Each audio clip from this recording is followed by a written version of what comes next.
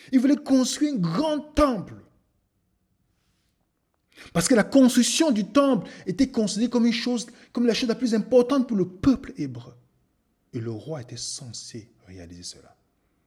David avait le désir, il a commencé. Puis nous arrivons au passage qui dit, Dieu lui a dit, c'est bien David, c'est bien, tu as eu l'intention de le faire, mais ce ne sera pas toi qui vas le faire. Le problème n'était pas le rêve, mais le rêveur. David, tu veux construire cette maison? C'est bien, tu as eu l'intention, mais ce ne sera pas toi qui vas le faire. Je vais te bénir, David, parce que tu as cette intention dans ton cœur, mais ton rêve ne sera pas réalisé. On va relire le texte pour qu'on comprenne bien. L'Éternel dit à David, mon père, puisque tu as eu l'intention de bâtir une maison à mon nom, tu as bien fait d'avoir eu cette intention. Seulement, ce ne sera pas toi qui bâtiras la maison, mais ce sera ton fils, sorti de tes entrailles, qui bâtira la maison à mon nom. Nous avons déjà tous goûté à cette coupe amère, n'est-ce pas? Que nous voulons faire quelque chose, finalement, ça ne se réalise pas. Combien de parents, si vous posez la question, quel était votre rêve? Que voulez-vous faire plus tard? Beaucoup vous diront, j'aurais souhaité faire ceci. Rêve non réalisé. Le rêve non réalisé. David voulait réaliser ça. Dieu lui a dit, c'est bien, tu as eu cette intention, David. Ce n'est pas toi qui vas réaliser cela. C'est pas toi. Je pense aux esclaves. Aux esclaves qui, la seule chose qu'ils pouvaient faire, c'était de chanter. Parce qu'ils avaient l'espérance de la liberté, d'être délivrés. Et beaucoup espéraient. Combien de personnes sont décédées et n'ont pas vu la libération des esclaves? Combien de personnes? Ceux qui ont lutté et sont morts sans toutefois voir la libération des esclaves. Je pense à l'Holocauste. Parce qu'on parle de la vie, d'une histoire des rêves qui ne sont pas réalisés. L'histoire de cet auteur, de son livre Night, où il disait qu'il souhaitait, son seul désir était de voir que son père, lui, quand ils sont libérés pour la liberté, que son père, lui, soit vivant. Mais son père a été assassiné quelques temps avant la libération. Son rêve n'a pas été réalisé. Son rêve n'a pas été réalisé. Et quand nous voyons ce que je viens de partager, et on voit au fur et à mesure, on a l'impression, il semble que la vie est une histoire des rêves non réalisés. Si nous partons dans le livre d'Hébreux, le livre d'Hébreux a quelque chose de particulier, c'est que ça nous retrace aussi la vie de personnes dont le rêve n'a pas été réalisé.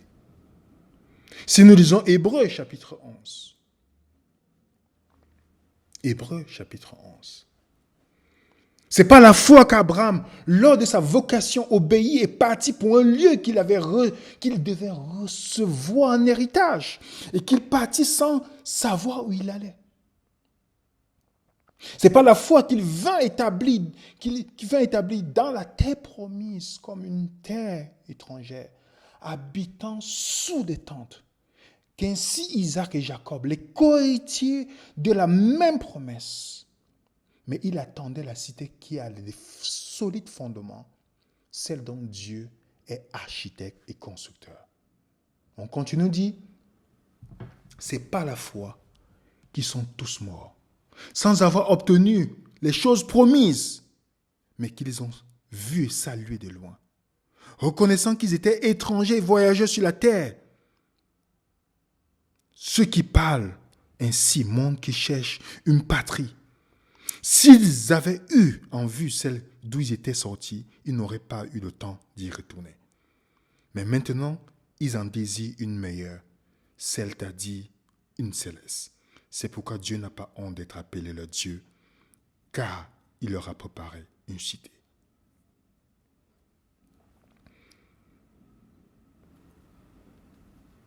Qu'est-ce que nous lisons là, les amis?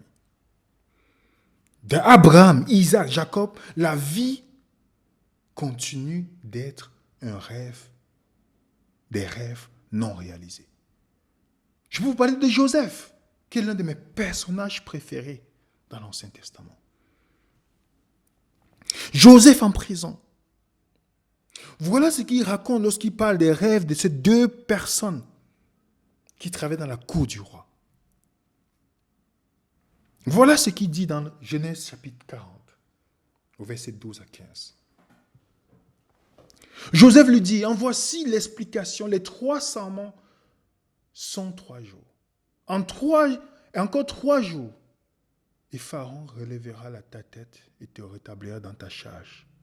Tu mettras la coupe dans la main de Pharaon, comme tu en avais l'habitude lorsque tu étais son échanson. Mais souviens-toi de moi quand tu seras heureux et montre, je te prie, de la bonté à mon égard. Parle en ma faveur à Pharaon, fais-moi sortir de cette maison, car j'ai été enlevé du pays d'Hébreu.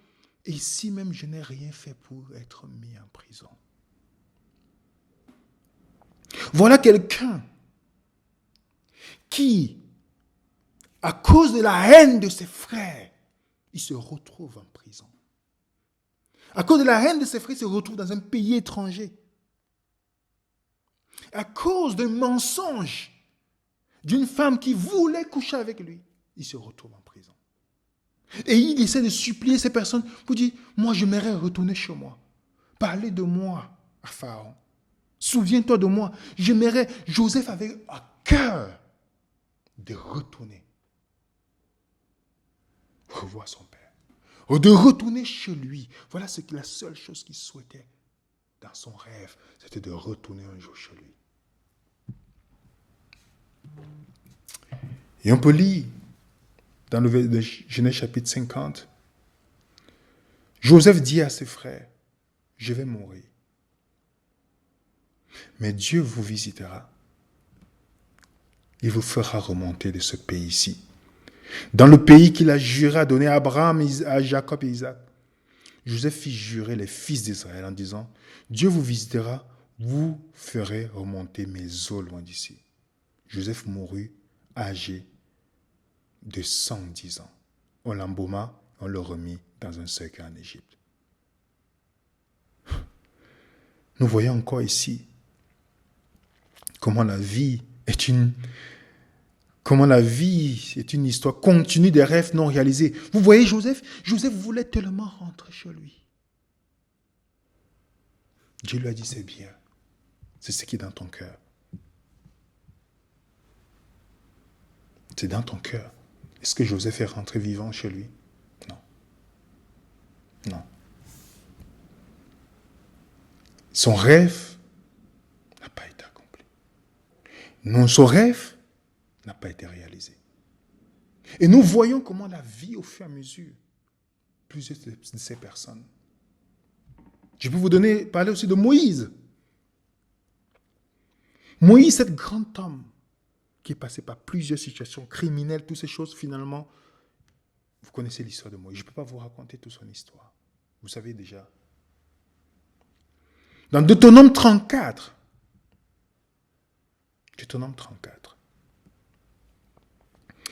Moïse monta des plaines de Moab sur le mont Nebo, au sommet de Pisga, vis-à-vis de Jéricho. L'Éternel lui fit voir tout le pays. Remarquez bien, Dieu lui montre tout le pays. Galade jusqu'à Dan, tout Nephtali, le pays d'Éphraïm, de Manassé, tout le pays de Juda jusqu'à la mer occidentale. Le Midi, les environs du Jourdain, la vallée de Jéricho, la ville des palmiers jusqu'à toi. L'Éternel lui dit, c'est là le pays que j'ai juré de donner à Abraham, à Isaac et à Jacob, en disant, je le donnerai à ta postérité. Je te l'ai fait voir de tes yeux, mais tu n'y entreras pas. Vous vous rendez compte? 40 ans dans le désert, accusé de toutes sortes de choses. On voulait le lapider, c'est les propres personnes pour qui? Moïse. Il a même demandé à Dieu dans Exode 33, efface-moi de ton livre de vie pour que ces gens soient préservés. C'est Moïse il a fait toutes ces choses. Intercéder pour eux dans les multiples rébellions. Il était là. Il a même manqué de patience en frappant 2 fois sur le rocher à cause de ce peuple-là. Puisque le Christ ne veut pas mourir 2 fois en frappant sur le rocher, il a frappé 2 fois le rocher qui est le Christ. À cause de pourtant on dit que c'était, dans Nombre 12, c'était l'homme le plus patient sur la terre. Il a perdu patience, tellement la pression de ce peuple.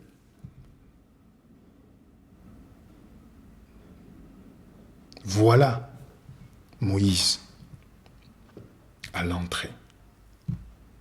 À l'entrée. À l'entrée. Bien qu'il y ait une interprétation symbolique, je ne vais pas parler de ça aujourd'hui. Mais à l'entrée, il n'est pas entré. Il a vu à distance, mais il n'est pas entré dans le pays de ses rêves. Dieu dit, je te le fais voir, mais tu n'y entreras pas. L'erreur de Moïse, à cause de ce peuple, a fait ce qu'il n'est pas entré. À cause de cela, il n'est pas entré. Et nous voyons, encore ici, que la vie semble une histoire des rêves non réalisés.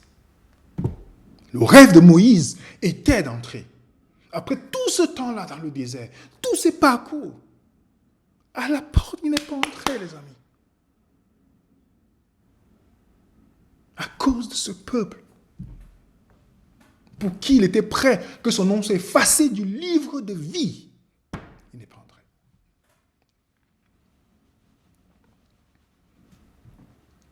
Je peux vous donner, dans le livre des Actes, dans la grande commission, quand Jésus dit à ses disciples, mais vous recevez une puissance, le Saint-Esprit survenant sur vous, et vous serez mes témoins à Jérusalem, dans toute la Judée, dans la Samarie, jusqu'aux extrémités de la terre. Voilà ce que je le dis. Dans la grande commission, il dit, cette bonne nouvelle sera prêchée, cette bonne nouvelle du royaume, cet évangile sera prêché dans le monde entier pour servir de témoignage à toutes les nations.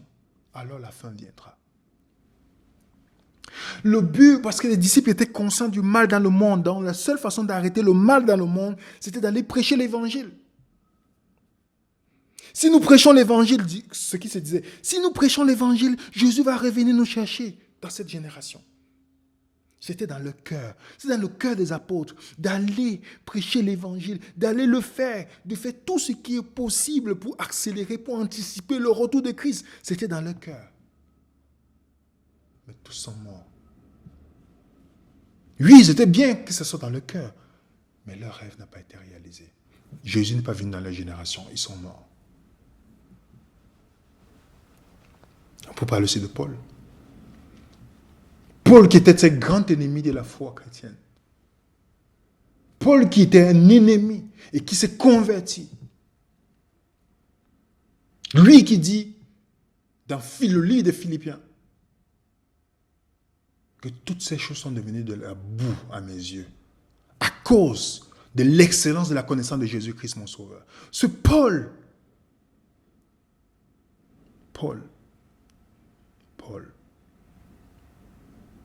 lorsqu'on le dit, on va lire un texte. Paul voulait à tout prix. Il voulait à tout prix aller prêcher partout. Partout, les amis. C'est le plus grand missionnaire après Jésus-Christ, partout. Dans Actes chapitre 20, on dit, conjurant les Juifs et les Grecs se convertir à Dieu, de croire en Jésus-Christ notre Seigneur. Maintenant, voici, étant lié par l'Esprit, je m'en vais à Jérusalem, ignorant les choses qui m'y doivent arriver. Sinon que le Saint-Esprit m'a averti de ville en ville, disant que des liens et des tribulations m'attendent. Comprenez bien, le Saint-Esprit avertit à Paul. Je suis sûr que vous et moi, si le Saint-Esprit vous avertit que là où vous partez là, vous allez avoir des problèmes. Beaucoup d'entre nous, on va trouver notre confort parce qu'il y a beaucoup d'entre nous, oui, malheureusement, ils attendent Jésus, à être assis chez eux. Ah oui, je vends ma maison, je fais ceci, tout ça, j'attends seulement Jésus. On dit à Paul que quelque chose l'attend, que les tribulations, les chaînes l'attendent quelque part. Écoutez ce que Paul dit. Dans le verset 24, il dit, quand on dit que les tribulations l'attendent, il dit, mais je ne fais cas de rien et ma vie ne m'est point précieuse. Comprenez-le. Je ne sais pas comment.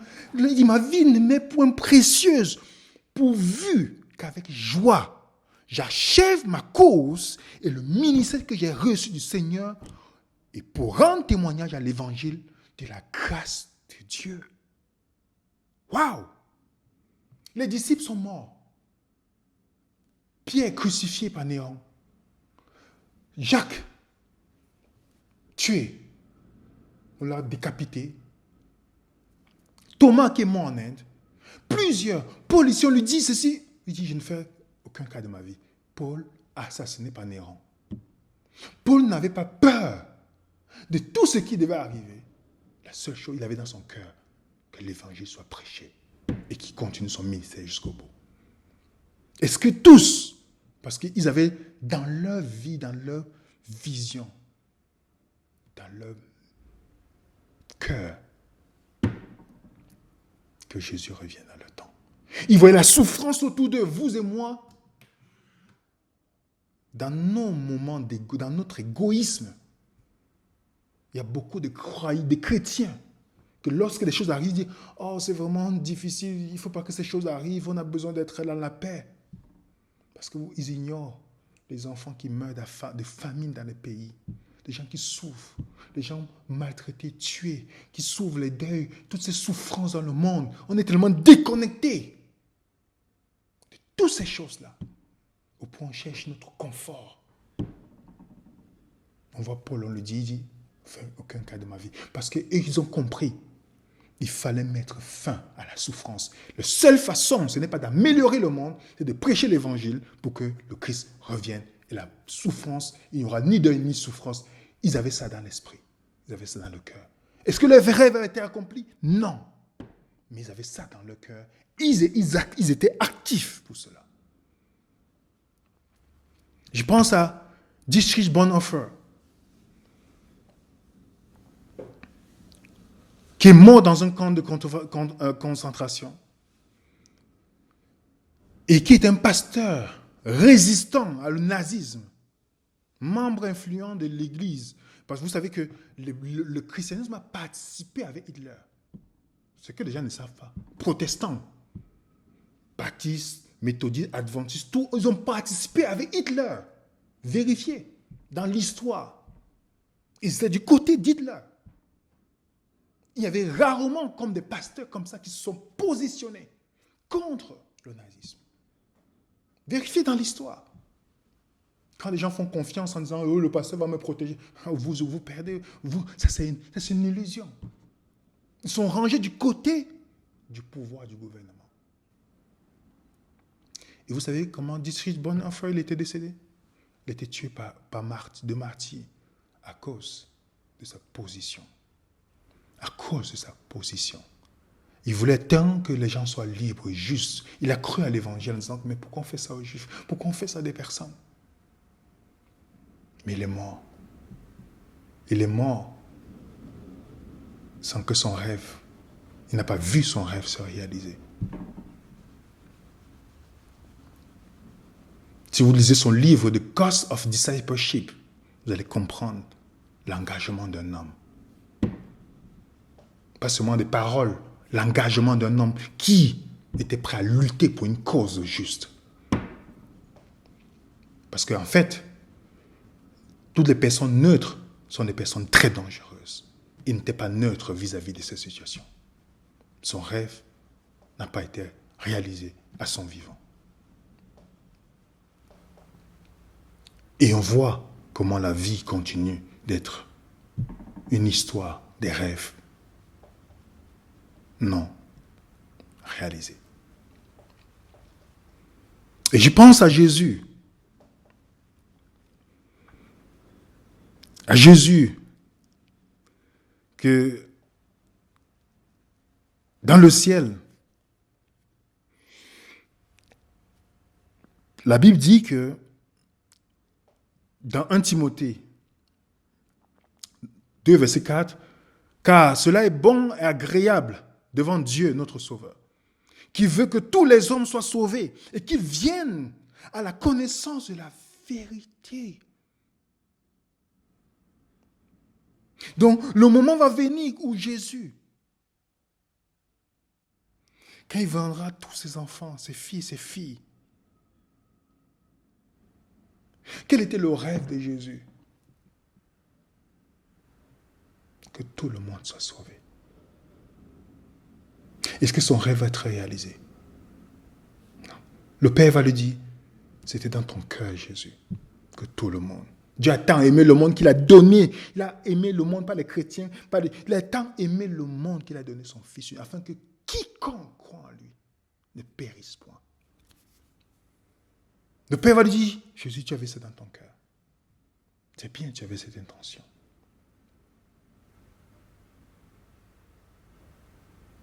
Mais ça ne s'est pas réalisé. Quand on parle du rêve non réalisé de Jésus-Christ, c'est que Jésus aurait souhaité, comme les disciples, Jésus, le vrai général, ils ont tous imité Jésus. Ils ont vu les exemples sur Jésus qu'ils voulaient. Est-ce que son rêve sera réalisé? Non. Non. Tout le monde ne sera pas sauvé, malheureusement. Tout le monde ne sera pas sauvé, malheureusement. Non. La question qu'on doit se poser en suivant cette présentation, je termine là. Avez-vous seulement le désir de terminer l'œuvre? Est-ce que vous avez le désir de terminer l'œuvre que Dieu a donnée? Dieu dit, tu voulais me construire une maison, David, c'est bien, tu avais ça dans le cœur. David mourut, c'est Salomon qui l'a fait. Est-ce que vous et moi, on a dans notre cœur, même seulement dans notre cœur, de dire, Seigneur, j'ai dans mon cœur d'achever ton œuvre. Même si ça ne se réalise pas, est-ce qu'on l'a quand même dans notre cœur? Est-ce que c'est même notre intention? Est-ce que nos actions sont cohérentes avec ça là dans notre cœur? C'est pourquoi je me pose la question. Est-ce que chaque samedi ou chaque fois sur Zoom, est-ce que c'est juste une présentation où chacun, on s'attend, on s'assoit, on dit, j'attends la présentation. Est-ce que c'est juste... Venez raisonner, on n'est pas là pour vous divertir. On n'est pas là pour vous divertir. On n'est pas dans le divertissement. Venez raisonner existe parce que quelqu'un a eu un rêve. Quelqu'un a eu un rêve. Des jeunes, ils ont eu un rêve de vouloir faire quelque chose. On n'est pas là pour le divertissement. On n'est pas là pour quoi que ce soit. Si c'était la popularité, je vous rappelle que ce qu'on le serait. Si c'était la reconnaissance, il y a des gens qui prennent nos études, qui le présentent dans leur fédération, dans leur ministère. Tout, je vous dis, ils présentent nos documents d'études. Nos études. Ils ne disent même pas qu'on a pris les documents là. Ils sont nombreux là. Ils prennent responsables d'église, de fédérations. Ils prennent nos documents. Ils le demandent en privé. C'est pas un problème. Le plus important, c'est que Christ soit prêché. Mais on ne cherche pas la reconnaissance des personnes. C'est pourquoi on doit se poser la question. Attendez-vous le retour du Christ ou vous œuvrez pour son retour? C'est la question que vous et moi on doit se poser. Cette présentation me brise le cœur parce que je vous dis, les amis, ce n'est pas, sans vous mentir, je vous le dis sincèrement. Parfois, moi je parle de moi, c'est pas pour les autres, devenir raisonnant. Parfois je suis découragé. Parfois je me dis, Seigneur, je suis fatigué. Parfois les gens envoient des mails, oui. Parfois les gens ne disent même pas bonjour. D'autres mails, c'est pour vous insulter. D'autres gens, ils sont seulement là, oui. Ils ne savent même pas ce que vous vivez. Ils ne savent même pas ce que... Ils pensent que oui, parce que c'est ça le problème. Les gens pensent que oui. Dans tout, les gens parfois, vous posez la question. Vous dites, bon, parfois vous voulez vous décourager. C'est pas qu'on n'est pas contre les questions. Parfois vous voulez vous décourager. Tu dis, pourquoi je passe toutes ces heures? Pourquoi je passe tout ce temps à étudier? Parfois, vous posez ces questions-là. C'est légitime, monsieur Net. On est des êtres humains d'avenir raisonnable. Est-ce qu'on n'est pas là pour divertir des personnes? On n'est pas là. Je ne fais pas des études pour que les gens me disent, ah, j'apprécie. C'est pas ça qui nous intéresse. Si je vous laisse assurer dans le monde, je vous rappelle, les amis, je dis souvent des personnes. Dans le monde, vous me mettez dans le monde aujourd'hui, je réussirai dans le monde. Donc, je ne suis pas venu dans le christianisme comme des personnes qui ont échoué dans le monde et cherchent la popularité dans le christianisme. Le christianisme ne me donne aucune popularité. Donc aujourd'hui, là, si je vais dans le monde, je réussirai dans le monde. Donc je ne suis pas venu, ce n'est pas la médiocrité qui m'a mené dans le christianisme. Certaines personnes ils viennent, ils cherchent les postes, ils cherchent, ils voient, je suis président fondateur. Ce n'est pas ça qui m'a mené dans le christianisme. Si c'est la popularité, ça ne donne rien dans le christianisme. Et je vous rappelle, notre chaîne n'est pas monétisée.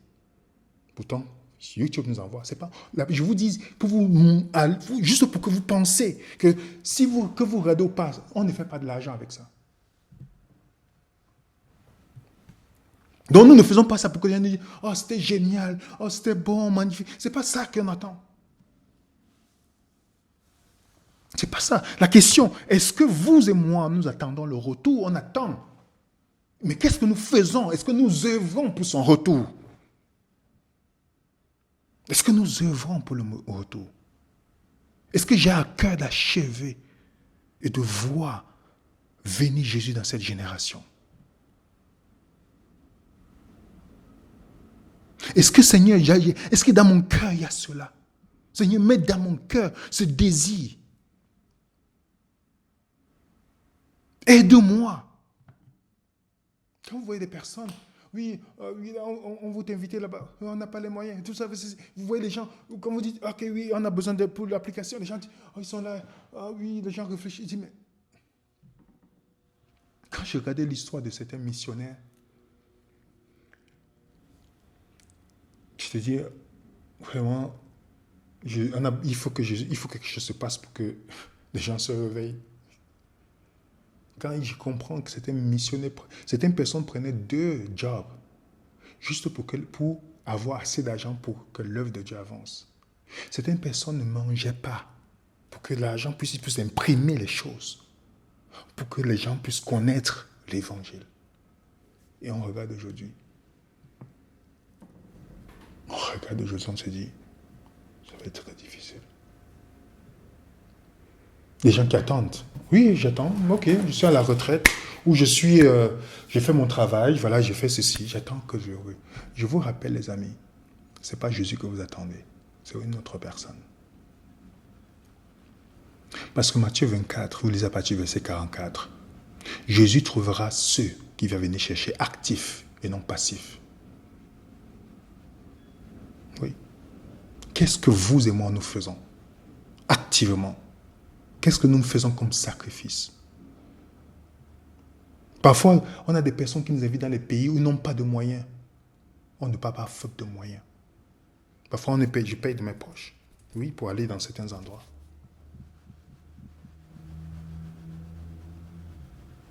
Parce que d'autres qui en ont sont dans leur sécurité, n'est-ce pas? Ils attendent quand tout sera fait. Ils vont dire, oh oui, maintenant, on va faire ça. Ça sera trop tard. Trop tard. Qu'est-ce que nous faisons concrètement? nos proches que nous avons, qu'est-ce que nous faisons? Jésus, dans ça, il avait l'intention. Jésus veut que tout le monde soit sauvé. Mais son rêve ne sera pas réalisé. Les apôtres, on a vu dans leur cœur l'intention de voir Jésus venir dans leur génération. On a vu l'action qui va avec. On a vu le comportement qui va avec.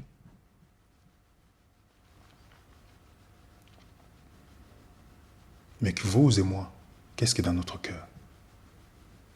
Qu'est-ce qui est notre préoccupation? Qu'est-ce qui est chercher premièrement le royaume des cieux et sa justice? Qu'est-ce que ça veut dire pour nous? Qu'est-ce que ça veut dire pour nous? Donc ma prière pour chacun d'entre nous, Seigneur, donne-moi le courage. Aide-moi de ne pas avoir honte de toi. Aide-moi d'avoir dans mon cœur le désir de vouloir achever ta mission, ta cause. Ça ne sert à rien d'attendre passivement. Sachez que ça ne sert à rien. Allez faire ce que vous voulez faire dans le monde parce que ça ne sert à rien. Ceux qui attendent le retour de Christ sont actifs et se mettent et se bougent pour cela. Et se bougent pour cela. Donc s'il n'y a pas ça dans notre cœur, c'est le moment de dire, Seigneur, aide-moi. Aide-moi. Aide-moi, Seigneur. Voilà ma prière pour chacun d'entre nous. De prier aussi pour nous autres. De se dire, Seigneur, donne-nous la force. Que malgré les tribulations, les menaces et autres choses, les insultes, même des gens qui ne vous connaissent même pas, qui parlent de vous comme si vous connaissez. Seigneur, des promesses des gens qui viennent signaler notre chaîne, des gens qui viennent faire ceci. Que du Seigneur donne-nous la force. Et qui met dans notre cœur, à chacun d'entre nous, le désir de faire avancer sa cause. Voilà ma prière pour chacun d'entre nous. Dans le nom de l'équipe Venez Résonnons, je vous souhaite un bon après-midi. Et que Dieu nous fortifie et qu'il nous garde. N'hésitez pas de mettre un coup de pouce, de partager et de réfléchir surtout. De penser réellement. Est-ce qu'il y a ça dans mon cœur, au moins, même si ça ne se réalise pas, est-ce que dans mon cœur, il existe cette volonté de pouvoir faire quelque chose? Que la paix du Seigneur soit avec chacun d'entre vous. Nous vous souhaitons une bonne après-midi, bonne journée. Et à très bientôt. Suivez mes raisons.